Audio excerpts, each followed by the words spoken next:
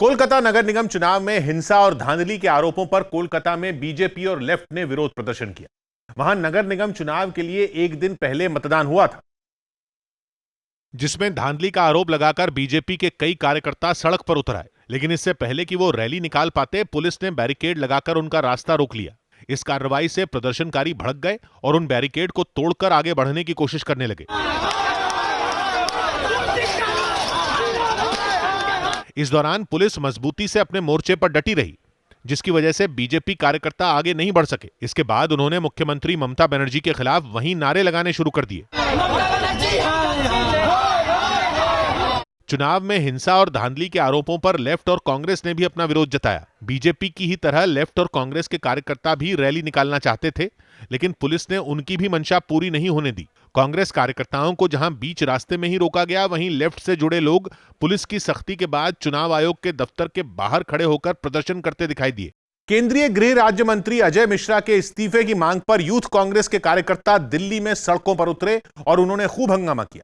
Lakhimpur case पर कांग्रेस सदन के अंदर और बाहर सरकार के खिलाफ मोर्चा खोलकर बैठी, जहां एक ओर उसने इस मामले में सदन में चर्चा की मांग की, तो वहीं दूसरी ओर यूथ कांग्रेस के कार्यकर्ताओं ने दिल्ली में केंद्रीय गृह राज्य मंत्री अजय मिश्रा का पुतला जलाया।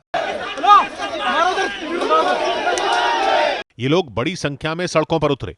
अजय मिश्रा के खिलाफ पोस्टर लेकर प्रदर्शन करने वाले लोग तब तक आगे बढ़ते रहे जब तक बैरिकेडिंग ने उनका रास्ता नहीं रोक दिया। लेकिन ये ब्रेक कुछ पल का था। प्रदर्शनकारी आगे बढ़ने के लिए बैरिकेड पर चढ़ गए और नारे लगाने लगे। वैसे पुलिस के पूरा दमखम दिखाने की वजह से वो दूसरी तरफ नहीं आ पाए। नौबत यह आ गई कि थोड़ी ही देर में धक्का मुक्की शुरू हो गई।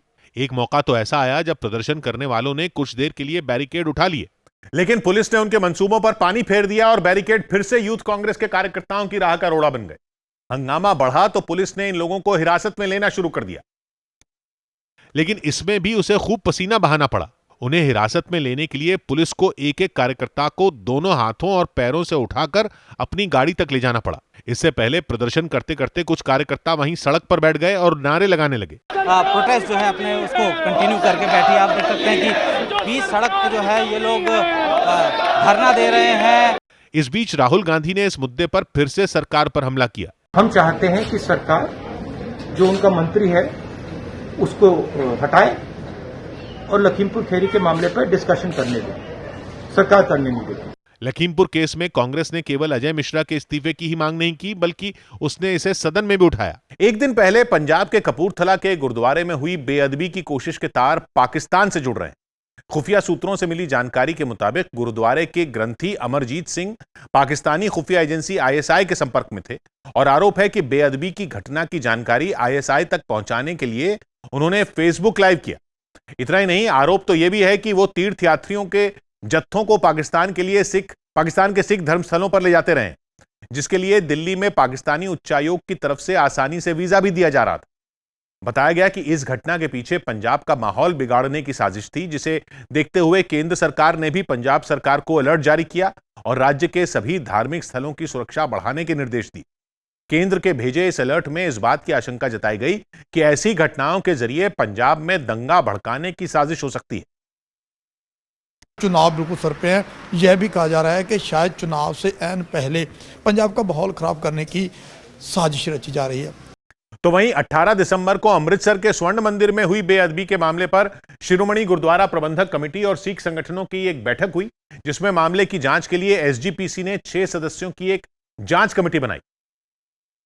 कमांडो ट्रेनिंग भी लै चुका। जिस हिसाब के नाल उस 6 सेकंड ਦੇ ਵਿੱਚ ਸਾਰਾ ਐਕਸ਼ਨ ਕੀਤਾ ਇਹਨੇ। ਅਸੀਂ ਸ਼੍ਰੋਮਣੀ ਕਮੇਟੀ वाले अपनी भी एक सेट बना रहे हैं। जे सारा घटनाक्रम के संबंध में फिर बाद में विचारा करेंगे। गुजरात में हेड क्लार्क की परीक्षा का पर्चा लीक हुआ तो आम आदमी पार्टी के कार्यकर्ताओं ने गांधीनगर में बीजेपी के दफ्तर पर हल्ला बोल दिया। प्रदर्शनकारियों को रोकने के लिए पुलिस को सख्ती करनी पड़ी, क्योंकि बीजेपी दफ्तर पहुंचने के बाद कई प्रदर्शनकारी आपा खो बैठे। प्रदर्शनकारियों के आक्रामक रवैये के बाद धक्का मुक्की शुरू हो गई और हालात को काबू में करने के लिए पुलिस सख्ती पर उतर आई। विरोध जताने आए प्रदर्शनकारियों को जबरन पुलिस की बस में बिठाया जाने लगा। इस बीच पार्टी दफ्तर पर प्रदर्शन से नाराज कई बीजेपी कार्यकर्ता भी बाहर निकल आए। हालांकि दोनों दलों के कार्यकर्ताओं के आमने सामने होने के बावजूद पुलिस ने माहौल को ज्यादा बिगड़ने से रोक लिया।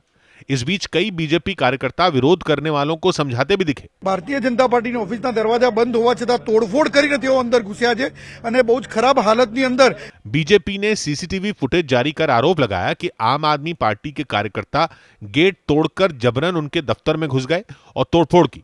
बीजेपी नेताओं ने सरकार के खिलाफ प्रदर्शन के लिए पार्टी दफ्तर पर विरोध को गलत करार दिया और हंगामा करने वालों के खिलाफ केस करने की धमकी दी।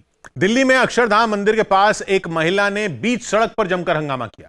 आरोपों के मुताबिक पास से गुजरने वाली एक गाड़ी महिला की कार को छूती हुई निकली, जिसके बाद महिला का गुस्सा फूट पड़ा और इसके बाद जो कुछ हुआ उसका वीडियो सोशल मीडिया पर वायरल हो गया, जिसमें एक महिला कान से फोन लगाए बीच सड़क पर गाली गलौज करती दिखाई पड़ी।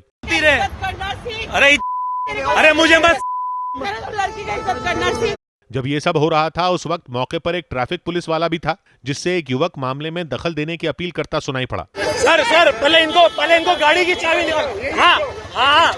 लेकिन ट्रैफिक पुलिस वाले की मौजूदगी का भी इस महिला पर कोई असर नहीं हुआ और उसने पुलिस वाले के सामने ही उस गाड़ी पर लात मारना शुरू कर दिया। ये देखो ये शराब पी रही है सर, मैं बता रहा हूँ और क्या।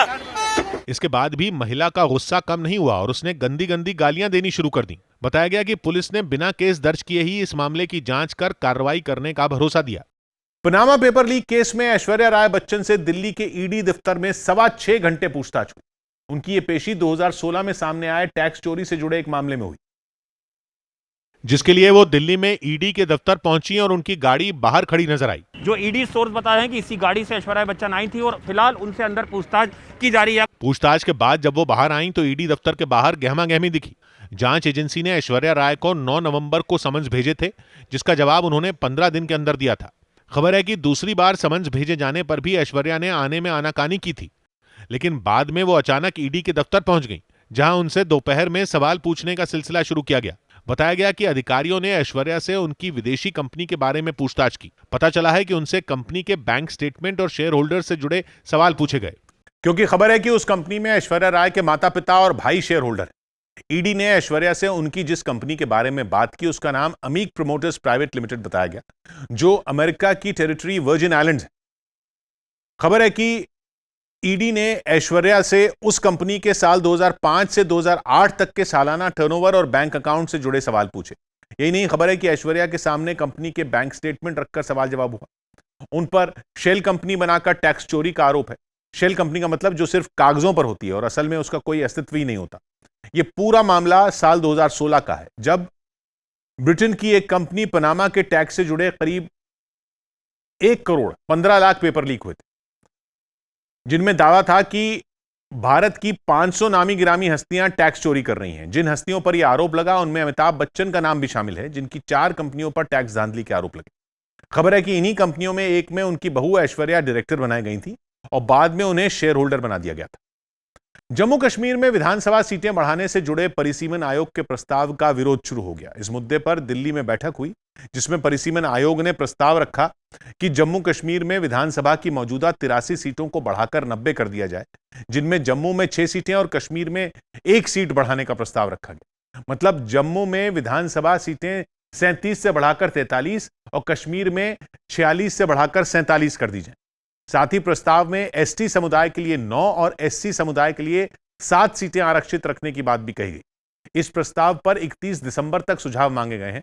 प्रधानमंत्री नरेंद्र मोदी दोपहर 1 बजे प्रयागराज में स्वयं सहायता समूह से जुड़ी महिलाओं की होने वाली एक रैली में शामिल होंगे। दावा है कि विधानसभा चुनाव से पहले हो रही इस रैली में पूरे उत्तर प्रदेश से 2 लाख से ज्यादा महिलाएं हिस्सा लेंगी, जिसके लिए प्रयागराज में तैयारियां जोर शोर से चल रही हैं। सामने आई एक तस्वीर में प्रयागराज का परेड ग्राउंड रैली के एक दिन पहले ही तैयार दिखा। डॉग स्क्वाड की टीम वहां सुरक्षा को पुख्ता करने में जुटी दिखी, जबकि तैयारियों की देखरेख करने वाली महिलाओं का आना जाना भी लगातार लगा रहा। वहां की सड़कों पर लगी होर्डिंग और द्वार के जरिए भी महिलाओं को बढ़ावा दिया गया। सबसे बड़ी बात यही है कि पूरे शहर में जिस तरह की होर्डिंग लगाई गई है, जो द्वार बनाए गए हैं, उनको भी महिलाओं को समर्पित किया गया है। इतना ही नहीं, एक दूसरी तस्वीर में कुछ लोग एक स्कूल में महिलाओं के ठहरने का इंतजाम करते दिखाई दिए। उनके लिए कमरों में चादरें, रजाइयां और गद्दे बिछा दिए गए। बताया गया रैली में आने वाली जिन महिलाओं को अपने घर वापस जाने में परेशानी होगी, उन्हें इन्हीं कमरों में ठहराया जाएगा।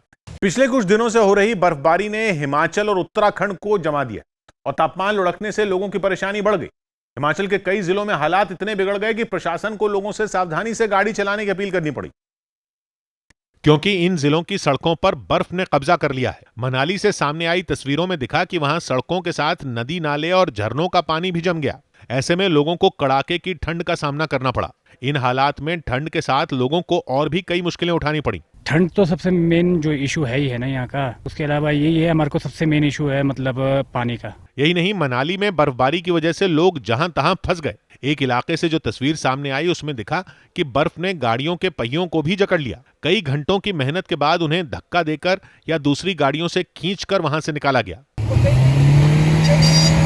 लाहौल स्पीति का भी यही हाल रहा। वहां भी कड़ाके की ठंड में झील और झरने जम गए, जिसकी वजह से वहां घूमने आए सैलानियों को मायूस होना पड़ा, क्योंकि उन इलाकों में उम्मीद से कहीं ज्यादा ठंड थी। हिमाचल की ही तरह उत्तराखंड में भी शीतलहर ने लोगों की परेशानी बढ़ा दी और राज्य के उधम सिंह नगर जिले में तो ठंड के साथ दिन भर कोहरा भी छाया रहा। ऐसे में कम ही लोग सड़कों पर दिखाई दिए, जबकि गाड़ियों की रफ्तार भी धीमी पड़ गई। ठंड से बचने के लिए कई जगहों पर लोगों को अलाव का सहारा लेना पड़ा। आग का सहारा लेना पड़ रहा है, ठंड बहुत बढ़ रही है। वहीं टिहरी की सड़कों पर बर्फबारी से फिसलन इतनी बढ़ गई कि वहां से निकलना काफी खतरनाक हो गया। इस परेशानी को देखते हुए प्रशासन ने सड़कों पर जगह जगह नमक और चूने का छिड़काव करना शुरू कर दिया। वहाँ पर हमारे द्वारा बोर्ड भी लगाए गए हैं और उसमें उस जगहों पर हमारे द्वारा चूने का छिड़काव, नमक का छिड़काव किया जा रहा है। राज्य के कई दूसरे शहरों से भी इसी तरह की तस्वीरें सामने आईं और कड़ाके की ठंड से जम्मू कश्मीर के लोगों की भी ठिठुरन बढ़ गई।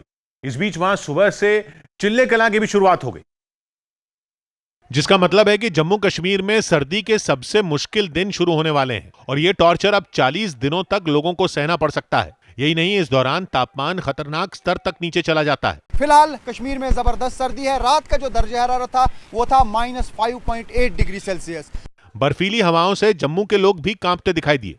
वहां तो जगह जगह अलाव जलाकर लोगों ने ठंड से बचने की कोशिश की। हालांकि ज्यादातर लोग सर्दी से बचने के लिए अपने घरों में ही कैद रहे। चुनावी माहौल में यूपी के शाहजहांपुर में जलालाबाद का नाम बदलने की मांग ने जोर पकड़ लिया। वहां के कई लोग काफी वक्त से जलालाबाद का नाम परशुराम के नाम पर रखने की मांग कर रहे हैं, लेकिन जैसे ही विधानसभा चुनाव करीब आया, इन लोगों ने अपनी मुहिम तेज कर दी। वहां से सामने आई एक तस्वीर में कुछ लोग बाजार में घूमकर पर्चे बांटते दिखे। इन पर्चों पर जलालाबाद का नाम परशुरामपुरी रखने की मांग लिखी गई थी। सड़कों से गुजरते हुए इन लोगों ने नारेबाजी भी की और मांगे नहीं मानने पर विधानसभा चुनाव में हिस्सा न लेने की चेतावनी दी। प्रदर्शन में शामिल लोगों का मानना है कि परशुराम का जन्म इसी इलाके में हुआ था। जलालाबाद को परशुरामपुरी करने की मांग कई सालों से चली आ रही है, लेकिन प्रधानमंत्री नरेंद्र मोदी ने जिक्र किया तो इनकी उम्मीद बढ़ गई है। नाम बदलने की मांग करने वालों ने इलाके के लोगों से अपील की कि वो ज्यादा से ज्यादा तादाद में इस मुहिम से जुड़ें। विधानसभा चुनाव के बेहद करीब होने के बावजूद पंजाब कांग्रेस का घमासान थमने का नाम नहीं ले रहा। एक जनसभा में पंजाब कांग्रेस के अध्यक्ष नवजोत सिंह सिद्धू ने कैप्टन अमरिंदर सिंह के बहाने राज्य के तकनीकी शिक्षा मंत्री राणा गुरजीत सिंह पर तंज कस दिया, जिसके जवाब में राणा गुरजीत सिंह ने लिखित बयान जारी कर सिद्धू पर पलटवार कर दिया, जिसमें उन्होंने सिद्धू को अपनी भाषा पर ध्यान देने को तो कहा ही, साथ ही नवजोत सिंह सिद्धू को भाड़े का व्यक्ति बताया जो कभी भी कांग्रेस छोड़ सकते हैं और दावा किया कि सिद्धू मुख्यमंत्री बनने के मकसद से ही कांग्रेस में शामिल हुए थे, जबकि राणा ने खुद को जन्म से ही कांग्रेसी करार दिया। देखो कैप्टन अमरिंदर सिंह राजे राणे मिटाते बाबे नानक ने ते आ पंजाब दे सेवक खड़े करते बाबे नानक ने।